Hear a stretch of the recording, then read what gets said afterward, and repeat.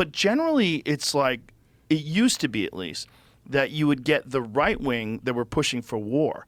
The most bizarre thing about our time is that the left is calling for aid to Ukraine, and that, I think they just signed a commitment to help Ukraine for the next 10 years. Oh, wow. 10. Wasn't that true? I don't know.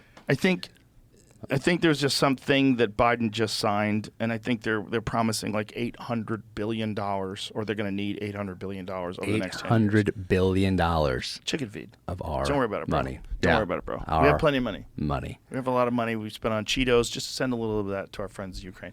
Like, the whole thing is nuts. Look at this. Oh, look at Okay. that. They and passed it on a a $50 Friday. billion loan. Nice little loan. Yeah. They'll pay that back. With a sigh of Yeah, why do they relief, call it a the loan? embattled Why do they call it a nation- loan?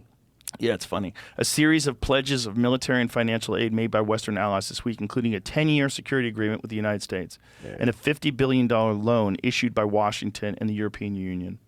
So interesting. I was in Normandy for the D-Day commemoration events a couple weeks ago. A few days, last week, I guess. But it's not just one day. It's not just June 6th. It's like 2 weeks of events. Went back there with the Best Defense Foundation. I went right from Budapest over to there. 48 World War II veterans. So they're all creeping up on 100, at 100, or over 100 years old. And a week's worth of events. So I'm volunteering, helping them get in and out of their wheelchairs, making sure they're taking their medicines, eating, getting them to the events, all that sort of thing. But totally inappropriate during the speech is, and even during the benediction or the prayer at the beginning, mention not Ukraine by name, but like the storm clouds are coming. So you have all these veterans of World War II, D-Day, on this stage at the American Cemetery there overlooking Omaha Beach, and these politicians get up there to give speeches can't help themselves. They have to mention storm clouds coming, they have to mention it. They didn't mention it by name. I think the French president did, but I was speaking in French, so I'm not 100% sure. But I think he mentioned it by name. Biden, Austin.